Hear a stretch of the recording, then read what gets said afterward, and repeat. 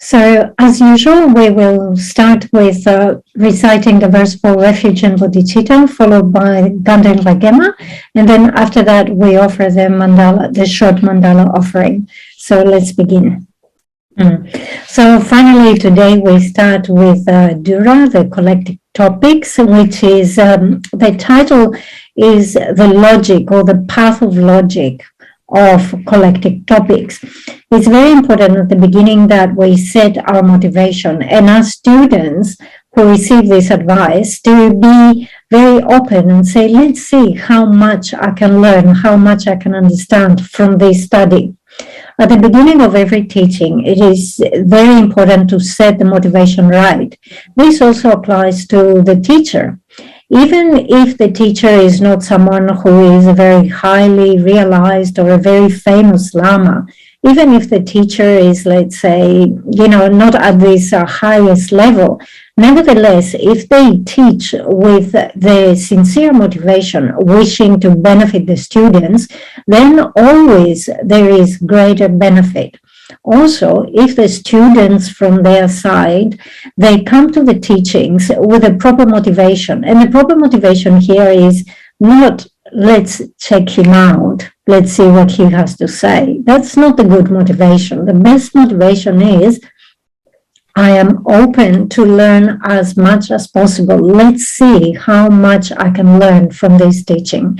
So if you come to the teachings with this type of motivation, definitely your understanding will be deeper, will be more profound, will be wider. So there is great benefit in this. Okay, so of course, here we are going to talk about the characteristics of different phenomena of the Dharma. We cannot hope that we will understand all of this because it's a very extensive topic, but at the very least, we will be placing imprints of all of those things. Okay.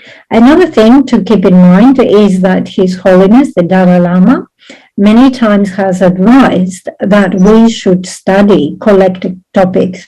His Holiness has said that the study of definitions, defining characteristics, collected topics, and so forth is not just for the monks. Very clearly, His Holiness has said it is also for lay practitioners. So by engaging the study of this subject, what we do is that we follow the advice of His Holiness the Dalai Lama. His Holiness is the teacher to all of us. He's the guru to all of us.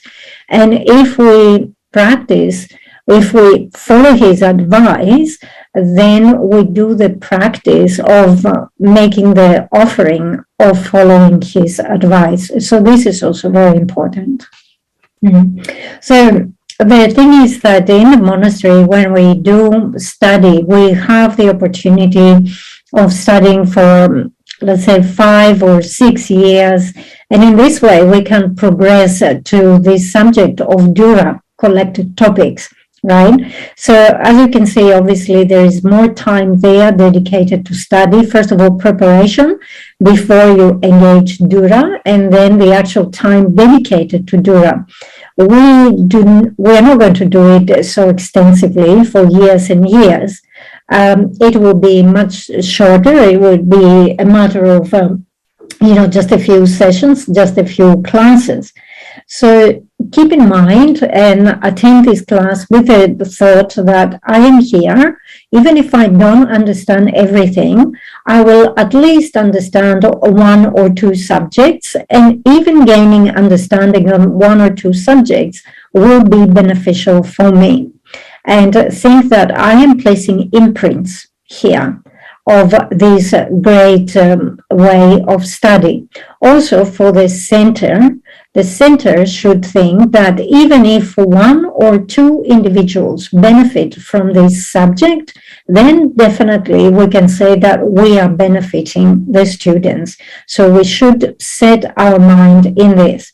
So just, although we will not be dedicating, very extensive time, long period of time to the study of this, just say we are taking as an example the way of study in the three great seats, the great monasteries of the Gelug tradition, and we follow the curriculum as it has been set forward by previous holy beings and so many great practitioners and lamas and so forth. So we are following their example. Now, when we study this subject in the monastery, the presentation of Dura is divided into 4 classes. The first class is the presentation of colors, white and red and so forth. The second one is called the small Dura. The next one is called the middle Dura, and the next one is called the extensive Dura. So as you can see, there is actually great opportunity, and the class or one class builds into the next. Those who progress through the 4 classes of Dura, those who finally understand the logic that is presented in Dura, actually progress very well. So they say that whoever has a good grasping of Dura later on will find Pramana Vartika easy. They will also find the study of Parchin, the perfection of wisdom, easy. They will find the study of Uma, the middle way view, easy. So what happens is that those who get Dura right are those, the monks and the students who progress very well. There is no one who goes backwards on their studies if they have understood Dura. Those who get the basics of Dura will progress very well. They will become good students, top of the class. They will graduate as Geshes and so forth. And so Geshe was saying, even though I have not done extensive study, obviously I will teach this to you from my own experience.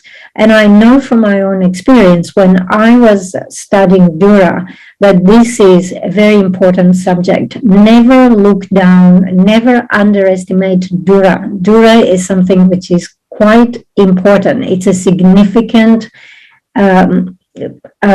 area of study. So keep this in your mind. Okay, so having heard that, you understand, as we say, we break up the Dura into 4 classes, and we dedicate in the monastery 1 year per class. So hearing this, you might be thinking, how on earth are we going to understand in just a few classes, in just a few days, material that it takes 4 years to study in the monastery? Don't think like this, and don't be disappointed. Don't think that we are giving you an impossible task. There is a way of simplifying Dura, consolidating it, and presenting it in a way that you can actually assimilate it, you can understand it. So those of you who can think clearly, those of you who want to follow logic, and especially those of you who want to use your mind and intelligence, then you will get it, you will grasp it. So the main prerequisites for studying Dura is that you want to use your mind. You want to flex the muscle of your mind. There are some new words, so you must be open to say, okay, what's the meaning of this word? What is it? What happens here? So you must want to use your brain. If you do this, you will get it, okay? And so Geshe was saying, I made the comment the other day saying that it's very good if you bring a notebook and a pen and keep notes. That will help you with the studies. And Geshe was saying, I apologize because, of course, I forgot that these days everybody has your mobile phones with you and so forth. So you can type, you can record, you can do everything. So Geshe was saying I was talking old school. In my time, we had to have pen and paper. So that's where the advice came from. But of course, use your mobile phones or whatever other means to keep your notes. Okay, so it is traditional that in those classes, the students offer 3 prostrations to the teacher at the beginning of the class. And when you offer the 3 prostrations to the teacher who is about to teach you the subject matter, you cultivate the attitude where you see the teacher as being the real Buddha. So you offer the prostration showing your respect and saying you are a real Buddha and you have all the qualities of body, speech, and mind of the Buddha, and please grant those to me. So that's what it symbolizes. And the other thing is that the teacher will not begin talking about privation. So it's necessarily this or it's not necessarily this from the first class. First, the teacher would have to explain all those physical activities that come together with debate. So there's a particular way that you clap the hands, there's a particular way that you stamp your feet on the ground when you engage others in debate. So first of all, the way of clapping the hands, the way of stamping the feet, and also most importantly, the motivation when you carry out those activities and the motivation that you must have when you go out into the debate yard to participate in debate. So these are the things that are explained initially. Okay, so first of all, there is, as we say, explanation of the motivation. And your motivation should be that I want to benefit, I'm doing this because I want to benefit all sentient beings. And also I recognize the teacher as having all the qualities of the Buddha, and I want to walk on his footsteps. And together with that, we do the prayer that says, may I be successful in my study of Dura. So once you have the motivation in place, and Geshe was saying, obviously in the monastery, there is a much more extensive presentation of the motivation. There is an explanation of, as we say, how we clap the hands when we begin the debate. So Geshe demonstrated how you do it. It is the right palm that lands on the left. Okay, so it's not like this. It's not vertical or anything. It has to be flat. Okay, and the idea is that the right thumb will have to land on the base of your palm here, okay, when you clap like this.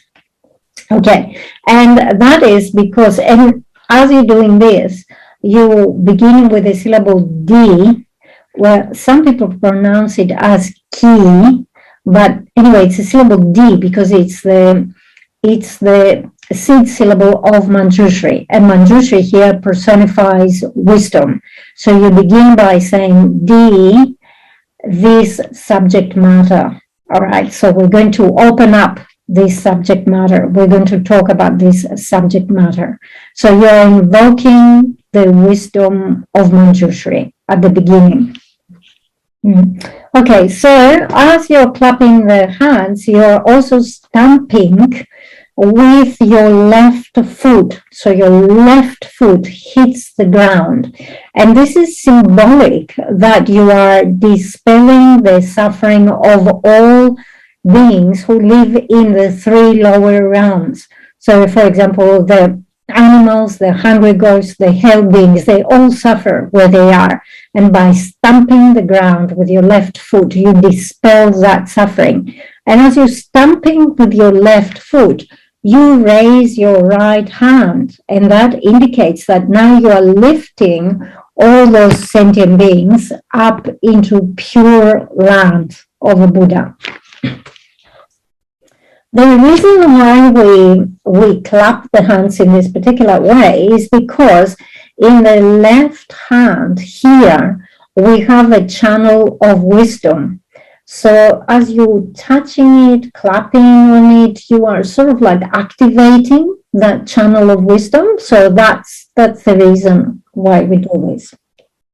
Another thing is that as you're bringing down your right hand, you can take this to symbolize that you're holding the sword of Manjushri. So you're giving a blow with the sword of Manjushri, and the sword of Manjushri symbolizes wisdom. So what you cut with that sword is all the afflictions and all ignorance, and you increase wisdom in this way. So there's that auspicious interdependence as well. Okay, in Tibet, this subject matter of Dura, of collected topics, appeared in the 12th century, and the original author is Lopen Chakpa Churki Senge. So he composed, he presented this material in this particular way, and gradually it became quite popular, and it was included in the curriculum of the three main monasteries. And then from there, obviously the tradition, it was refined and increased, and the tradition continues. Now, apart from the three main Gelug monasteries, it seems that the other monasteries and other traditions, they don't really emphasize or they don't engage the study of Dura. So, as we say, this study of Dura, of collected topics, was included in the curriculum of the three great monasteries, and from there onwards, there is a continuous tradition that in the three great monasteries, this is an important object of study. So there are some who say, actually, for some reason, the three Gelug monasteries are obsessed with Dura, but there is no real reason to study Dura, because they say there are many scholars, there are many panditas, many great practitioners, the great Indian philosophers and so forth. They didn't study Dura, they didn't have to study Dura, and yet they studied well, they practiced well. Because remember, we said that Dura appeared as a subject from the 12th century onwards. Okay, so they say it's only something that the three monasteries do, it's not necessary. So this is what they say, and this is their argument. However, Geshe says, I think that if you speak to anyone who has become a Geshe, anyone who has engaged in detailed and extensive study, they will tell you from their experience that Dura is very important because it opens up the path of logic. It cultivates logic in your mind. Okay, so if you look at any book, at any text, at the very beginning of the text, the author who composes this text usually has one verse, or it could be more than a verse, which is called homage. So there is a reason why the author begins the text with expression of homage. It is for the sake of accumulating merit. And by accumulating merit, this merit actually makes it possible that the task of composition will be completed in a successful manner. So when we begin, at the very beginning, when we open the page, we see that there is the verse of homage. But before we go into this, it is useful to look at what the term of this class means. All right, I translated as collected topics. Okay. Also, the Tibetan for this is Dura. We pronounce it Dura. It's two syllables. The first syllable is the syllable du. And du means to collect. Okay, so if you look at other texts, there are other texts that present logic and arguments and so forth in a very extensive way. So this particular type of text collects those logical arguments from other very extensive texts, right? So it's a collection, collected. There is something collection. Okay, the second syllable is the syllable dra. So that syllable dra is similar to the syllable that we have in the word drapa, that indicates a monk. Okay, so that syllable indicates something which is better. Okay, so in the case of a trapa, the monk is considered to be better in some ways than the lay person. Okay, so here we have a collection that is better. Why is it better? It is better because actually it gathers and summarizes all this logical argument, all these paths of logic that otherwise they are scattered in very extensive, many other texts. Okay, so it's a better collection. Okay, that's the meaning of Dura. Now, there are different Dura texts. We have one famous Dura text, which is called the Ratur. Dura. So in Ratur Monastery, someone has composed a good Dura text. And here in this class, we will be following the Dura that is composed in Shartse Monastery by the Kensur Konchok Tsering. Okay, so you can call it the Shartse Dura, as opposed to the Ratur Dura. So the beginning, as we said, the beginning of any text, we will find the expression of homage, and usually it is a line that says homage to the omniscient one, or it might say homage to Manjushri, or it might say homage to all the Buddhas and Bodhisattvas. The reason why we have a line of homage is because this actually allows us to identify in which of the three Pitakas this text belongs to. So you know that we have the Vinaya Pitaka, we have the Abhidhamma Pitaka, and we have the Sutra Pitaka. So if the text belongs to the Vinaya Pitaka, then it begins by saying homage to the omniscient one. So if you see the words omniscient one, immediately you can say, oh, this is Vinaya Pitaka material. Okay. If it says homage to Manjushri, Manjushri is all about wisdom. So you know that it's not Vinaya, it's actually Abhidhamma. It's another type, another class of teachings. If it says homage to all Buddhas and Bodhisattvas, then this belongs to the Sutra Pitaka. In the past, initially in Tibet, there was not this strict rule or tradition. So anyone who was composing a text could say homage to whichever deity, this and that, right? But that wasn't helpful in identifying where did the text belong. Later on, the king and the great scholars had a conference and they made a rule, and they say the line of homage has to give an indication of which Pitaka, which of the three Pitakas the text belongs. So keep this in mind. Now, of course, these days there are many publishers and there are many publications, and especially, many small individual books, right? Small publications, let's say. And you will see different lines of homage, but in most of them you see that the author would pay homage to their root guru. Yeah, so keep that in mind. This is a tradition these days. Obviously, the line of homage, the first line that you put in your book, has to be reflect the subject matter and pay homage to someone, usually the root guru.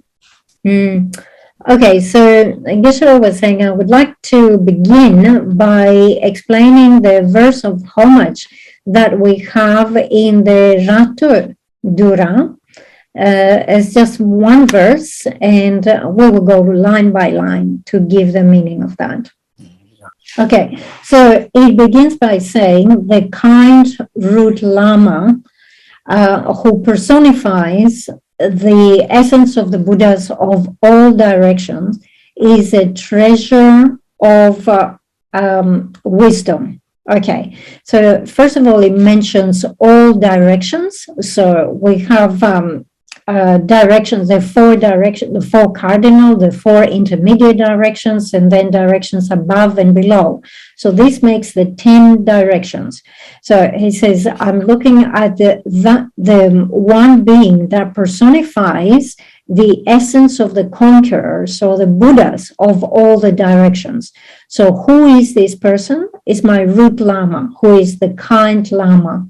The mind of this Lama has the qualities of the mind of Manjushri. And we know that Manjushri personifies wisdom. So in other words, we say that my root Lama, who is the essence of all the Buddhas of the 10 directions, is a treasure, a great source of valuable wisdom, similar to Manjushri's wisdom.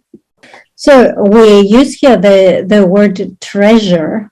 And when we use the word treasure, there are two things. We have an example and we have the actual meaning. Okay, so because we say the kind root Lama is a treasure of wisdom. Okay, so in that word treasure, we have the example. The example that we can use here is a library. So, if you go into a library that is full of books, any book that you need to take, you can just grab with your hand, take it off the shelf, and you gain access to that book. All right, so that is the example of a treasure of books, a library. Then we look at the meaning, the actual meaning. What we say is that when we are in the presence of our root Lama, the Lama himself is a treasure of wisdom. So really we're looking at all the qualities of the mind of this Lama. And we say, when I am in his presence, I gain access to all the qualities of his mind. Okay. The important thing here is that we can connect the example to the actual meaning. So we say, my Lama's mind is full of qualities. And when I'm in his presence, I have access to all these good qualities, similar to walking into a library and having access to any book in that library. So the verse continues by describes the qualities of the Lama. So not only is the Lama a treasure of wisdom or a treasure of intelligence, but it continues by saying he is the Lord of 100 lineages of surrogate mothers of the ocean of fortunate ones. Okay, there's quite a lot to unpack here. So we have the ocean of the fortunate ones. Fortunate one is an epithet for Bodhisattva. So Bodhisattva is someone who is always acting to benefit other sentient beings. So when you have an ocean of Bodhisattvas, obviously you have many Bodhisattvas. So he says that the root Lama here is the Lord of hundreds of lineages of surrogate mothers. So 100 of lineages is not a specific number. It's not just 100, right? But it indicates a lot, many. And then we have the term surrogate mother. When you have your actual mother, your biological mother, that mother is kind to you and benefits you in myriad ways. It will make food for you. It will provide clothing for you. She will be nice to you, speak nicely. She will take care of you. If you are upset, she will calm you down and so forth. Okay. If you don't have a mother, you have someone, a substitute for the mother, like a surrogate mother. And the surrogate mother is actually carrying out activities similar to that of the real mother. And if you look around you, there are many beings who benefit you in hundreds of ways, right? So these are like the surrogate mothers to you. So not just one, but hundreds of surrogate mothers. And the root guru is like the Lord of those hundreds of lineages of surrogate mothers. And the conclusion of the verse is, from today onwards till I reach the state of enlightenment, may we never be separated. So this is a request that we will never be apart. There will never be a distance between myself and the root Lama. And it's a request that the root Lama will take care of me, will look after me. So why do we make this request? We make this request because we recognize those three characteristics of the Lama, that the Lama is indivisible from the nature of all the Buddhas in the 10 directions. The Lama is a treasury of wisdom. So whatever wisdom we want to develop, we will receive it from the Lama. And the Lama is the Lord of the 100 lineages of surrogate mothers. So whatever benefit we are seeking for, we will receive it from the Lama. So understanding this, we say, please take care of me from this day onwards for a very long time until I reach the state of enlightenment. So this request that we say from today and until I reach the state of enlightenment, may we be inseparable and you take care of me. It's a very important request. And making the request creates a special connection, because if the teacher and the student are far away, if the distance between them is great, it means that the student will not receive the advice and the instructions of the teacher correctly, accurately. And because of that distance between them, there is more opportunity for the student to go astray and make mistakes. We see the same thing between parents and children. If the children stay with their parents, they receive all the instructions, all the advice of the parents, and they grow up to be healthy, proper individuals. If the children are staying somewhere else, not with the parents, it means that sometimes they receive advice from the parents, but they don't receive all the instructions and the advice. And in these cases, the kids can grow up doing whatever. All right. So what we say here is that it is very important that we have this connection with the teacher and that we stay as close as possible to the teacher as it can be, so that we can receive all the advice and all the instructions and all the qualities from the teacher. So Geshe is saying you will find that whoever is actually studying Dura definitely recites this verse at the beginning. And Geshe says, I have my explanation for this. It is because if you recite this, you are placing the attitude or cultivating the attitude where you see your teacher who will teach you this subject as being the real Buddha. And if you see the teacher as being the real Buddha, then you will receive his qualities. The blessings and the qualities that you will receive are greater. Because if you cultivate the attitude that says, my teacher is the Buddha, it means you're not looking at his mistakes. And therefore, the blessings you will receive will be greater. It doesn't matter from the side of the teacher whether the teacher is a Buddha or not. The important thing is that from our side as students, if we have this attitude, the blessings are greater. So it's very important, as we say, to cultivate this attitude that the Lama is the Buddha, the actual Buddha. Whether that person is the Buddha or not is irrelevant. What is very important is how you look at this person. And if you look at this person as being the Buddha, there is greater benefit and there is greater blessing. In the Lamrim, there is discussion about how to properly rely on the teacher, and this subject comes up. So at the end, to summarize this presentation in the Lamrim, it says, since you want to receive benefit and you don't want to be at a loss, you want gain, you don't want loss, therefore cultivate the attitude that sees the teacher as being the actual Lama. If you see it as being the actual Buddha, if you see him as the Buddha, you receive all the benefits and the blessings, greater benefit, greater blessings. Okay, if you look at him as an ordinary person, you're going to see mistakes, and there you miss out.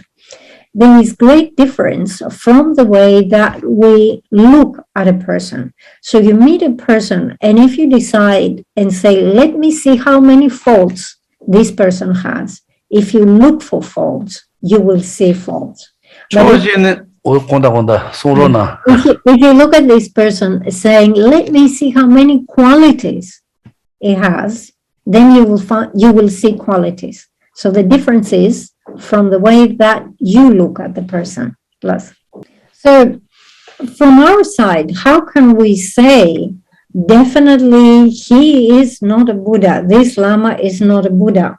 We do not know the mind of others. It's very difficult to actually tell or judge the level of the mind of others. We don't even understand our own mind. How are we going to understand the level of the mind of somebody else?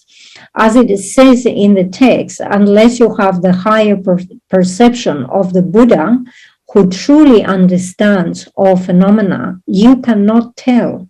So a Buddha with clairvoyance knows all phenomena, so he can say accurately, oh, this is that, or this is not that. But someone like us who are ordinary, how are we going to judge and say it is or it is not the Buddha? Therefore, since there is benefit, if we set the attitude and say, my teacher is really a Buddha, then treat him, see him in this way, treat him with this type of respect, and you will receive the benefits. So it begins by saying our teacher who is valid and has perfected both purposes. So the two purposes are the purpose of myself and the purpose of others. The Buddha who is our teacher, is someone who has perfected, has established these two purposes, and is called a valid being. He's called valid because his speech is valid. So it means that everything that he has taught and all the texts that give us access to the teachings of the Buddha contain information that is 100% true without any mistakes. And when the speech is valid, that being is called valid. So, our teacher, the valid teacher who has completed the two purposes. So it is just in the case of ordinary people, we say, oh, this person is honest, or this person is a liar. How do we make this judgment? We look at the speech of this person. Is this person talking honestly? Does this person speak the truth, or does this person say lies? Okay, so then he continues by saying, the great path breaker, with the 5 followers. So the great path breaker here refers to Master Nagarjuna, and we know that he had close disciples such as Master Asanga, Vasubandhu, Dignaka, and Dharmakirti, altogether 5. So this actually is an expression of homage to the great scholars that we have in the Arya land of India. So you see, it begins by Nagarjuna, and then we have mention of the 2 brothers. The 2 brothers is Asanga and Vasubandhu, and then we have Dignaga and Dharmakirti. So homage to all the great scholars of the land of India. And then we have a second verse of homage that is now paying homage to the great scholars that we had in Tibet. So it begins by saying Naklo Tsawa, Chakpa Chusenge. Remember, this is the one who first composed the Dura material. The great Lama Tsongkhapa, and his spiritual sons, such as Gyaltsen Dharma Rinchen, Kedrup Rinpoche, and so forth. So these are the great scholars in Tibet. And then it concludes by saying, I offer many prostrations, bringing into mind the kindness of the personification of the compassion of all the conquerors appearing in the human aspect of the great Dalai Lama. Okay, so he says we have all the Buddhas, and in their minds they possess affection. In Tibet, the affection or the compassion of all the Buddhas appears in the form of the deity Chenrezig. And when Chenrezig personifies or appears in this world as a human, it has the aspect of the Dalai Lama. So remembering his great kindness, I offer many prostrations. Okay, so Geshe was saying that today, actually, we covered the first part, which is the expression of homage. So we looked at the expression of homage from the Rato Dura. We looked at the expression of homage in our own text, the one that we will be following. And from your side, all the things that you have heard here about homage and so forth, if you can identify something and you said, oh, from this class today, I find this useful. I'm going to keep this because this is something that will be useful for me in the future. Or this part is useful all the time. I can use it all the time. So if you can identify something, you found a little nugget that is valuable to you and says, I will keep this, then you have extracted some benefit from this class. And Geshe was saying, this is the reason why I said, keep some notes, because even later on, when you read your notes, you will remember some of those things. And we say, oh, when we came to this point, he said this. When we came to that point, he said that, right? So these are the useful, beneficial elements to retain from the class. Okay, so we come to the end of the class here. From our next class, we will start with the actual part of the text. So today it was just the expression of homage. Yeah. Okay, so Geshe was saying it is, of course, quite possible that there's something you didn't understand or you heard something and that raised doubt in your mind. So if you have any doubts, any unclarity, please, you have the opportunity to ask your questions to Geshe. So if you have any questions, please ask. And Geshe says, I will answer to the best of my ability. If I know it, I will give you the answer straight away. If I don't know it, I will say, I'm sorry, my apologies, I don't know this. It is possible that I might find that information when I'm reading a text sometime in the future. So even if I say, I'm sorry, I don't have an answer right now, if I find the answer to that in the future, I will come back to you and give you that answer. Okay, so Geshe says, I'm not a Buddha, I'm not omniscient, I don't know everything, but as much as I know, I will give an answer. Okay, so Geshe would like to stop here for today. So Geshe was saying that thing about having the opportunity to ask questions about your doubts, it doesn't have to be exclusively or specifically on Dura. Any Dharma question that you have, please feel free to ask. But let's keep it to Dharma, the Dharma domain, right? Okay.